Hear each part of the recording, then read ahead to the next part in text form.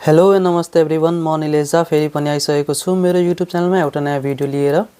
यस भिडियोमा हामीले टेक्योमेट्रिक सर्वेइङ स्टार्ट गर्दैछौँ र मैले यसमा चाहिँ हल्का फास्ट गर्नेछु because we do not have time. र यो टेक्योमेट्रिक सर्वेइङ क्लास 10 को सर्वेइङको सिलेबसमा रहेको छ र यो चाहिँ 2079 इयरसम्मको लागि मात्रै हो, त्यस पछाडि चाहिँ छैन।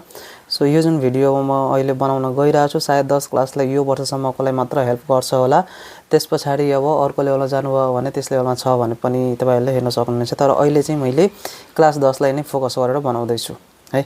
सो टेक्योमेट्रिक सर्वेइङ भनेको के हो? सबभन्दा पहिले त अहिले हामीले जति पनि सर्वेइङ गर्दैछौँ, जति लाइक हामीले चेन सर्वेइङ गर्यौं, कम्पास सर्वेइङ गर्यौं, लेबलिङ गर्यौं, त्यस पछाडि हामीले थेरोलाइट सर्वेइङ गर्यौं हो। यस जति पनि सर्वेइङ गरिरहेका छौं नि, यो सबैमा हामीले के गरेका छौं त डिस्टेन्स मेजरमेन्ट गर्नलाई कि त चेनको युज गर्दैछौं कि त टेपको युज गर्दैछौं। हरिजन्टल डिस्टेन्स मेजरमेन्टको लागि यदि मलाई भर्टिकल डिस्टेन्स चाहिएको छ भने मैले लेबलिङ गर्दैछु, मलाई एंगल चाहिएको छ भने मैले कम्पास सर्वेइङ पनि गरेको छु, मैले थेरोलाइट सर्वेइङ पनि गरेको छु हो। सो यो सबैमा के छ भने हामीले हरिजन्टल डिस्टेन्सको लागि चेनिङ अथवा टेपिङ गर्यौं। तर यदि हामीलाई यस्तो ग्राउन्डमा सर्वे गर्न भनिदियो, लाइक एकदमै ब्रोकन छ, पुरै हिली एरियातिर त्यो पुरै अन्डुलेटेड छ, त्यस्तो ग्राउन्डमा हामीलाई सर्वेइङ गर्न भनिदियो र भनेको छ हरिजन्टल डिस्टेन्स फाइन्ड गर्नलाई। अब यस्तोमा त हामीलाई चेन सर्वेइङ अथवा टेपिङ गर्न त धेरै गाह्रो हुन्छ नि। एकैचोटी अब ग्राउन्ड यस्तो छ, पुरा केही त्यो लेभल केही पनि छैन, सबै अन्डुलेटेड छ। अब त्यस्तो बेलामा त्यो कन्डिसनमा हामीले चेनिङ अथवा टेपिङ गर्न मिल्दैन। अब जति हामीले गर्छौं त्यो धेरै एरर आउँछ, सबै एरर नै हुन्छ है, 1% पनि त्यहाँ एक्युरेसी हुँदैन। सो त्यस्तो केसमा चाहिँ हामीले कसरी फाइन्ड गर्ने त हरिजन्टल डिस्टेन्स? सो त्यो कुरालाई ध्यानमा राखेर एउटा सर्वेइङ छ टेक्योमेट्रिक सर्वेइङ, अथवा त्यसलाई टेक्योमेट्री पनि भनिन्छ। सो टेक्योमेट्री भनौं अथवा टेक्योमेट्रिक सर्वेइङ भनौं, यो यस्तो खाले सर्वे हो जसमा हामीले हरिजन्टल र भर्टिकल डिस्टेन्स मेजरमेन्ट गर्नलाई एंगुलर अब्जर्भेसन गर्छौं with the help of an instrument called tacheometer. So यहाँ डेफिनेसन हेर्दा चाहिँ tacheometry is a branch of surveying in which horizontal and vertical distances are determined by taking angular observations with an instrument known as tacheometer हो। मलाई horizontal distance चाहिन्छ र vertical distance चाहिन्छ, यो दुईटै मेजर गर्नलाई हामीले एंगुलर अब्जर्भेसन गर्छौं। इन्स्ट्रुमेन्टको नाम के छ त? टेक्योमिटर छ हो। अब टेक्योमेट्रिक सर्वेइङको मेन एडभान्टेज के छ भने the chaining operation is completely eliminated. अब त्यो जुन हिली एरिया छ अथवा ब्रोकन ग्राउन्ड छ त्यसमा हामीलाई चेनिङ गर्न अथवा टेपिङ गर्न धेरै नै गाह्रो हुन्छ। सो त्यस्तो केसमा के हुन्छ, यदि हामीले टेक्योमेट्रिक सर्वेइङ गर्दैछौँ भने त्यस्तो एरियामा चेनिङ अपरेसन के हुन्छ त कम्प्लिटली एलिमिनेटेड। एलिमिनेट हुनु भनेको कम्प्लिटली त्यो हट्छ नै, हामीले गर्नै पर्दैन, चेनिङ र टेपिङ हामीले गर्नै पर्दैन। So tacheometric surveying is adapted in rough and difficult terrain. Rough and difficult terrain भनेको कस्तो हुन सक्छ, लाइक अहिले हामी तराईतिर छौं भने यसरी प्लेन ग्राउन्ड होला हैन, यसमा चेनिङ टेपिङ गर्न सजिलो छ। तर यदि हामी हिली एरियातिर गयो भने, धेरै अन्डुलेटेड छ भने, यस्तो केही एरिया छ अथवा यही हिली एरियातिर गयो भने यस्तोमा त चेनिङ गर्न धेरै गाह्रो हुन्छ नि। सो यस्तो केसमा हामीले के गर्छौं, टेक्योमिटर युज गर्छौं, साइट गर्छौं र यो जुन हरिजन्टल डिस्टेन्स चाहिएको छ यो हरिजन्टल डिस्टेन्स हामीले एउटा फर्मुला युज गर्छौं, d = ks + c। अब यहाँ के छ, c के छ र s के छ त्यो म भन्छु बिस्तारै हो। सो यहाँ के हुन्छ त चेनिङ र टेपिङ हामीले गर्नै पर्दैन। Also used यहाँ के छ terrain where direct labeling and chaining are either not possible or very tedious। very tedious भनेको टाइम कन्ज्युमिङ हुन्छ हो, धेरै झ्याउ पनि लाग्छ हामीलाई। सो यो टेडियस भनेको के हो त, झ्याउ लाग्दो अथवा डिफिकल्ट छ भने चाहे त्यहाँ पोसिबल नै छैन, चेनिङ टेपिङ गर्न पोसिबल नै छैन, त्यस्तो बेला हामीले के गर्छौं त टेक्योमेट्रिक सर्वेइङ गर्छौं। It is also used in location survey for railways, roads, reservoirs etc। अब रेलवेज को लागि, रोड्स को लागि, रिजर्भोयर्स को लागि उनीहरुको लोकेसन सर्वे को लागि पनि, लोकेसन फिक्स गर्नलाई पनि हामीले टेक्योमेट्रिक सर्वेइङ गर्ने गर्छौं। Though not very accurate, tacheometric surveying is very rapid. अब टेक्योमेट्रिक सर्वेको एउटा मेन डिसएडभान्टेज के छ भने त्यसले एक्युरेट रिजल्ट दिँदैन, बिकज हामीले सबै काम अब मसिनमाथि नै छोड्दिरहेछौं।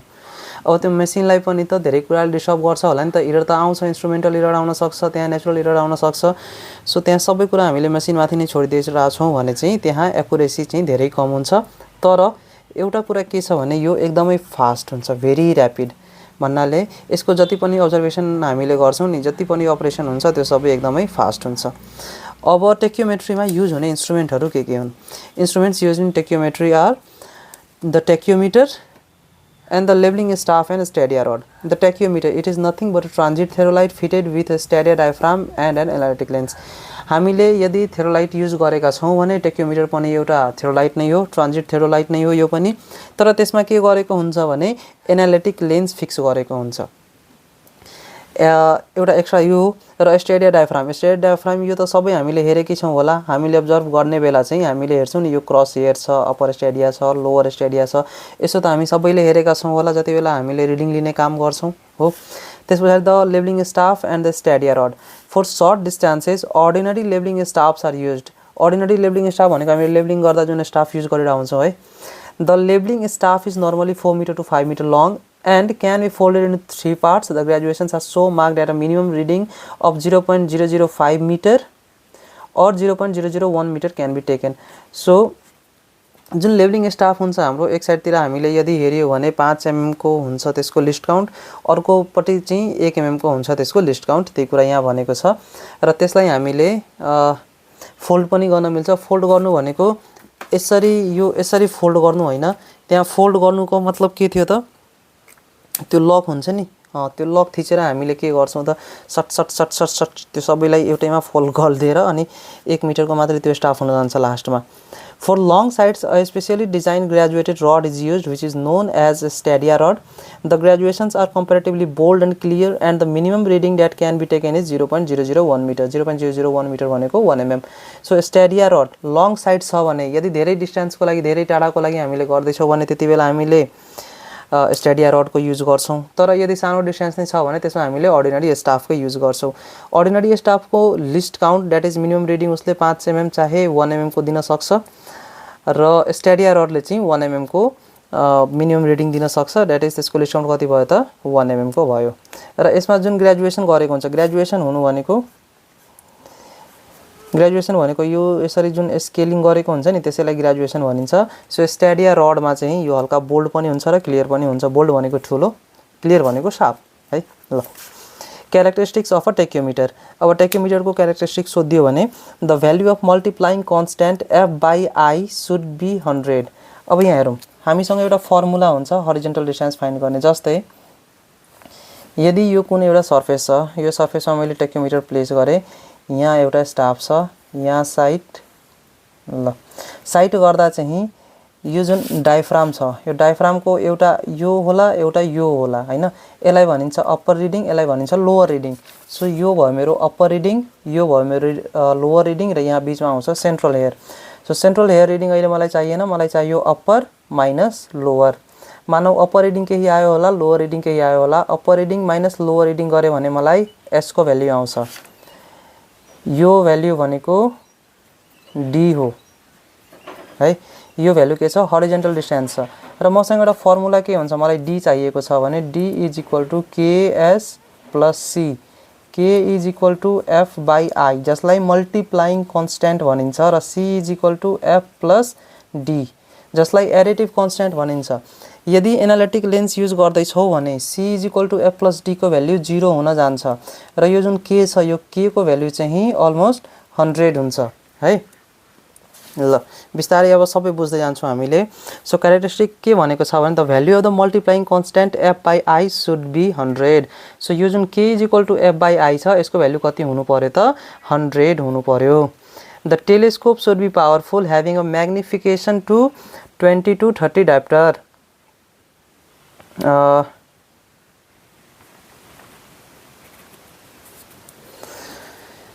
ल जुन टेलिस्कोप हामीले युज गर्दैछौँ त्यो टेलिस्कोपको म्याग्निफिकेसन पावर कति हुनु पर्यो त 20 to 30 डायोप्टर हुनु पर्यो। त्यसले धेरै टाढासम्म पनि जुम गर्न सक्नु पर्यो, हेर्न सक्नु पर्यो। The telescope should be fitted with an analytic lens to make the additive constant f plus d exactly equal to 0। र जुन टेलिस्कोप हामीले युज गर्दैछौँ टेक्योमिटरमा त्यसमा एउटा एनालिटिक लेन्स फिट हुनु पर्यो जसले के गर्छ त यो जुन c छ त्यो c लाई कम्प्लिटली 0 बनाइदिन्छ। The eyepiece should be of greater magnifying power than usual so that it is possible to obtain a clear staff reading from a long distance टाढाबाट पनि जुन स्टाफ रिडिङ हामीले लिँदैछौँ त्यो चाहिँ क्लियर हुनु पर्यो। त्यसको लागि जुन आइपिस छ त्यो आइपिस चाहिँ एकदम पावरफुल हुनुपर्छ, त्यो कुरामा चाहिँ हामीले ध्यान दिनु पर्यो है। अब यहाँ हेरौँ यसले डिस्टेन्स कसरी दिन्छ त। एकछिनलाई हामीले एज्युम के गरौँ भने यो जुन अप्पर लिमिट छ, यो अप्पर रिडिङ आएको छ, यो अप्पर रिडिङ मानौ 2.5 छ। यो जुन लोअर रिडिङ आएको छ, लोअर रिडिङ भनेको 1.5 छ। सो हाम्रो s को भ्यालु कति हुने भयो त 2.5 - 1.5 = 1। सो यदि हामीले एनालिटिक लेन्स युज गर्दैछौँ भने d = ks + c। Analytic lens use गर्दा के हुन्छ, यो k को भ्यालु चाहिँ अलमोस्ट 100 नै हुन्छ, इन्टु s को भ्यालु कति आएको छ 1 आएको छ, प्लस c को भ्यालु कति छ एनालिटिक लेन्स युज गर्दा 0। सो हाम्रो डिस्टेन्स कति हुने भयो 100 मिटर हुनु भयो। अब यहाँ एनालिटिक लेन्स युज गर्दा यदि मैले यो s मा 100 ले मल्टिप्लाई गरिदिएँ भने मलाई डिस्टेन्स आउँछ। कति सजिलो।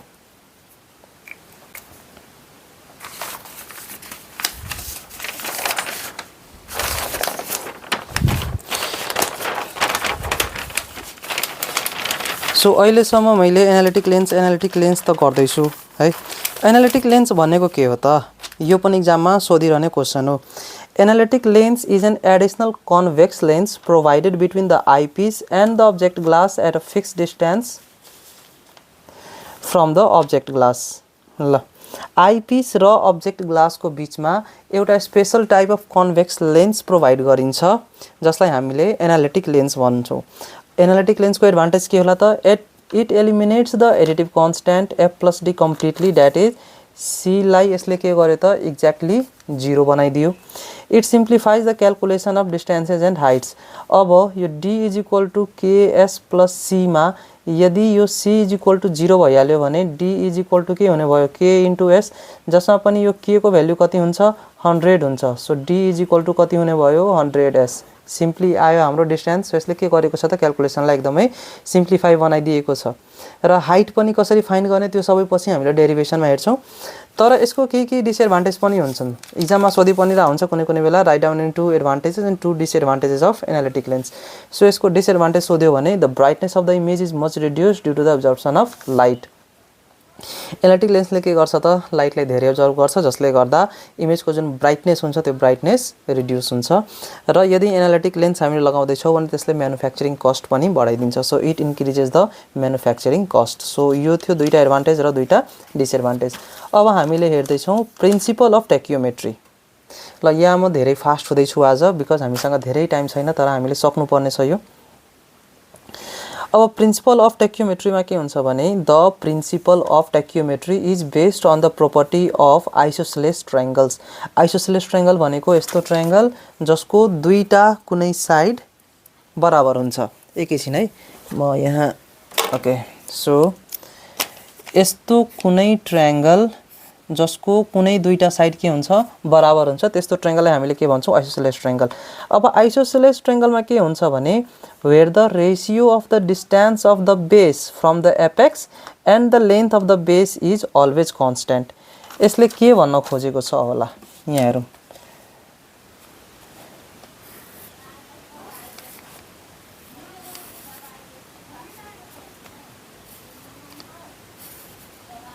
ल यहाँ मैले ट्रायंगल बनाएको छु। कतिवटा ट्रायंगल छ ए बी सी एउटा ट्रायंगल भयो, A B dash C dash अर्को ट्रायंगल भयो, A B double dash C double dash अर्को ट्रायंगल भयो।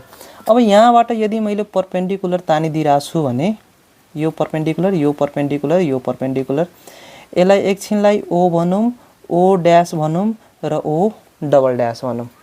यो सबै आइसोसेलेस ट्रायंगल हुन्। यो A B C isosceles triangle, A B dash C dash पनि isosceles triangle, A B double dash C double dash पनि आइसोसेलेस ट्रायंगल। अब यसको एउटा प्रोपर्टी के हुन्छ भने ए ओ बाई यहाँ हेरौँ यहाँ के भनेको छ the ratio of the distance of the base from the apex.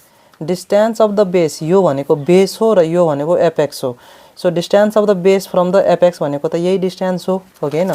So यो डिस्टेन्स कति छ मेरो AO by two the length of the base. Length of the base यो भनेको मेरो बेस हो। सो यसको लेन्थ कति छ B C. So A O by B C is equal to अब यो ट्रायंगलमा हेरौँ त A B dash C dash मा के छ A O dash by B dash C dash this will be equal to b double sorry a o dash okay b double dash c double dash and c double dash र यो सबैको value के हुन्छ त एउटा कुनै constant हुन्छ that is same value आउँछ। यदि हामीले एक्सपेरिमेन्टली पनि चेक गर्यो भने यो के आउँछ सबै एउटा कन्स्ट्यान्ट भ्यालु नै आउँछ। यही कुरा हुन्छ हाम्रो टेक्योमेट्रीमा। टेक्योमेट्रीमा हामीले यहाँ हेर्न सक्छौं एउटा इन्स्ट्रुमेन्ट छ। मैले तीन ठाउँमा स्टाफ राखेको छु ए पोइन्टमा बी पोइन्टमा अनि सी पोइन्टमा। बारी मैले के गरे त सबैमा रिडिङ लिए हो।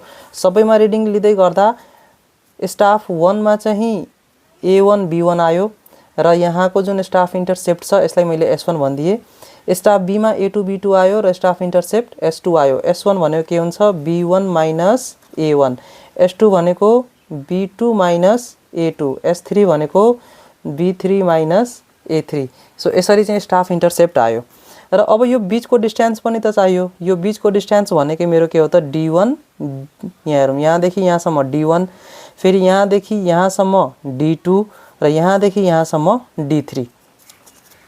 अब सेम यही प्रिन्सिपलमा बसेर मैले के गरे त D1 by S1 D2 by S2 is equal to D3 by S3 equal to constant हुन्छ जुन कि मेरो F बाई I हुन्छ है। F बाई I को भ्यालु यही भनेको मेरो अघि के थियो त अघि जुन मैले के भनेको थिएँ नि यही हो मेरो के, जसलाई हामीले मल्टिप्लाइङ कन्स्ट्यान्ट भन्छौँ। The constant F by I is known as the multiplying constant where F is equal to focal length of the objective. हल्का बुझिएन हो त मैले स्केच पेनले गर्दै।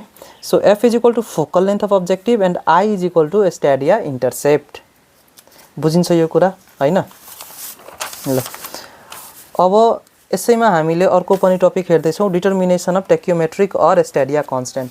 अघिदेखि जुन हामीले यो D is equal to KS plus C गर्दै छौं जहाँ K भनेको के हो त F बाई I र C भनेको के हो त F प्लस D। यो भनेको मल्टिप्लाइङ कन्स्ट्यान्ट र यो भनेको एडिटिभ कन्स्ट्यान्ट।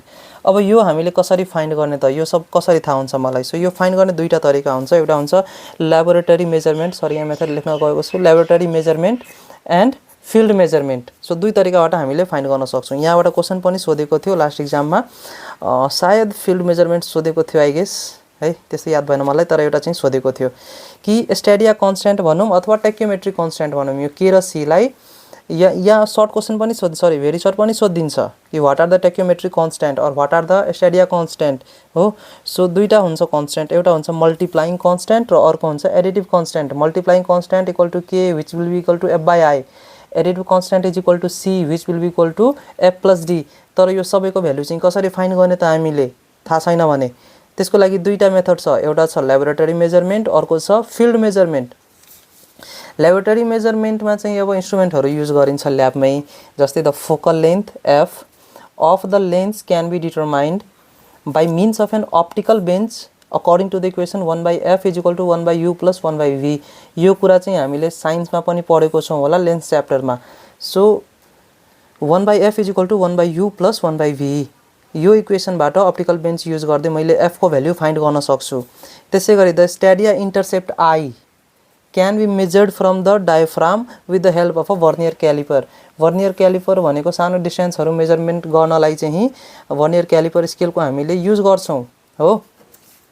अब मलाई F पनि फाइन्ड भयो, I पनि फाइन्ड भयो, त्यसो भए K is equal to F by I त मैले फाइन्ड गर्न सके, मल्टिप्लाइङ कन्स्ट्यान्ट त मैले फाइन्ड गरिसके। अब मलाई के चाहिएको छ C is equal to F plus D। So F त मलाई छदै छ, अब D the distance D between the optical center and the vertical axis of the instrument can also be measured। अब त्यही ल्याबमै हामीले के पनि गर्न सक्छौं भने जुन मेरो थेरोलाइट छ, थेरोलाइटको जुन टेक्योमिटर छ, टेक्योमिटरको जुन टेलिस्कोप छ, त्यो टेलिस्कोपमा अप्टिकल सेन्टर र भर्टिकल एक्सिस अफ द इन्स्ट्रुमेन्टको बीचको यो जुन डिस्टेन्स छ, यो डिस्टेन्सलाई हामीले D भन्छौं। अब यो D पनि हामीले ल्याबमै फाइन्ड गरिहाल्छौं र यसरी नै हामीले C is equal to F plus D पनि फाइन्ड गर्यौं। In this manner the multiplying constant F by I and the additive constant F plus D can be calculated. तर यदि हामीसँग ल्याबमा यस समानहरु छैन भने हामीले कसरी फाइन्ड गर्ने त? सो त्यसको लागि हामीसँग अर्को छ अब फिल्ड मेजरमेन्ट। फिल्ड मेजरमेन्टमा के गरिन्छ भने सबभन्दा पहिले एउटा फेयरली लेभल ग्राउन्ड सेलेक्ट गरिन्छ। फेयरली लेभल ग्राउन्ड सेलेक्ट गरेर हामीले के गर्छौं, एउटा कुनै पोइन्ट ओ मा हामीले हाम्रो इन्स्ट्रुमेन्ट सेट गरिदिन्छौं र एउटा लाइनमा चाहिँ हामीले के गर्ने, के डिस्टेन्स पर, यो डिस्टेन्स मलाई थाहा हुनु पर्यो, यो डिस्टेन्स थाहा हुनु पर्यो, यो डिस्टेन्स पनि, यो सबै डिस्टेन्स मलाई थाहा हुनु पर्यो, d1 थाहा हुनु पर्यो, d2 थाहा हुनु पर्यो र d3 थाहा हुनु पर्यो। मैले के गर्छु त, पेग राख्छु। अब त्यही पेगमा मैले स्टाफ राखेर रिडिङ लिने हो। A fairly level ground is selected. The tachyometer is set up at station O and pegs are fixed at A1, A2 and A3 known distances apart. So यो डिस्टेन्स मलाई थाहा हुनु पर्यो, यो डिस्टेन्स थाहा हुनु पर्यो, यो डिस्टेन्स थाहा हुनु पर्यो। सो अहिलेलाई चाहिँ पछि त हामीले त्यही क्याल्कुलेट गर्ने हो, तर के र सी फाइन्ड गर्नलाई मलाई d1, d2 र d3 थाहा हुनै पर्छ। The staff intercepts, that is stadia readings, are noted at each of the pegs. Let these intercepts be S1, S2 and S3. अब मैले के गरेँ भने, यो जुन मेरो टेलिस्कोप छ, यो टेलिस्कोपबाट मैले तीनवटै पेगमा स्टाफ राखेर रिडिङ लिए। रिडिङ लिँदा यसको भ्यालु केही आयो होला, यसको भ्यालु केही आयो होला। अब मैले upper reading minus lower reading गरिदिएँ भने S1 आयो, यहाँ गरिदिएँ भने S2 आयो, यहाँ पनि त्यही गरेँ भने S3 आयो। सो S1, S2, S3 पनि आयो, d1, d2, d3 पनि छ मसँग, सबै थोक छ। The horizontal distances of the pegs from O are accurately measured. यो O देखि A1 सम्म मेजर गर्ने त्यो भनेको d1 हुन्छ, O देखि A2 सम्म मेजर गर्ने त्यो भनेको d2 हुन्छ, फेरि O देखि A3 सम्म मेजर गर्ने त्यो भनेको d3 हुन्छ। ल, by substituting the values of d1, d2, d3 and s1, s2, s3 in general equation d is equal to ks plus c। हामीसँग त यो इक्वेसन हामीले अघि पनि भनेका थियौं हैन। जनरल इक्वेसन हामीसँग के छ, d is equal to ks plus c। यो त बिर्सिनै नहुने इक्वेसन हो ट्याक्योमेट्रीमा है। अब यो इक्वेसनमा यदि मैले बारी बारी d को भ्यालु राख्छु र s को भ्यालु राख्छु, k को भ्यालु कति छ f by i, c को भ्यालु कति छ f plus d। अब यदि बारी बारी मैले भ्यालु राखे भने जस्तै d1 is equal to k, यही इक्वेसनमा तीनटा इक्वेसन मैले बनाएँ, तीनटा रिडिङ लिएको छु हैन। तीनटा इक्वेसन बनाउँदा के आयो, d को ठाउँमा पहिले d1 is equal to k, s को ठाउँमा s1 plus c equation 1, d2 is equal to k s2 plus c equation 2, d3 is equal to k s3 plus c equation 3 यसरी आयो। अब यो तीनवटा इक्वेसनलाई यदि हामीले पेयरमा सल्भ गर्दै गयो भने हामीले k को र c को अलग अलग भ्यालु फाइन्ड गर्छौं। जस्तै k को भ्यालु मानौ एउटा 98 आयो, अर्को 100.5 आयो, अर्को 99.8 आयो, के यसरी तीनटा भ्यालु आयो। अब यो तीनवटैको मिन भ्यालु नै मेरो के हुन्छ त, k को भ्यालु हुन्छ। सो यसरी हामीले k को भ्यालु फाइन्ड गर्न सक्छौं। त्यसरी नै c को पनि तीनटा भ्यालु आउला। सो त्यसरी अब c को पनि मिन निकालेर हामीले के गर्न सक्छौं त, c को पनि भ्यालु फाइन्ड गर्न सक्छौं। By solving these equations in pairs several values of f by i and f plus d are obtained. The mean of these values give the required constant. र यो त्यो सबै भ्यालु को यदि मिन हामीले निकाल्यो भने हामीलाई k को भ्यालु पनि आउँछ र c को भ्यालु आउँछ। यसरी हामीले फिल्ड मेजरमेन्टबाट पनि ट्याक्योमेट्रिक कन्स्ट्यान्ट को मेजरमेन्ट गर्न सक्छौं। सो एक्जाम्पल को लागि मैले एउटा बुकलाई रिफर गर्दै छु। यहाँ मसँग एउटा न्युमेरिकल छ, त्यो एकचोटी न्युमेरिकल हेरौँ ल। त्यो धेरै अब नहेरौँ, यसमा भिडियो पनि धेरै लामो भइसकेको छ।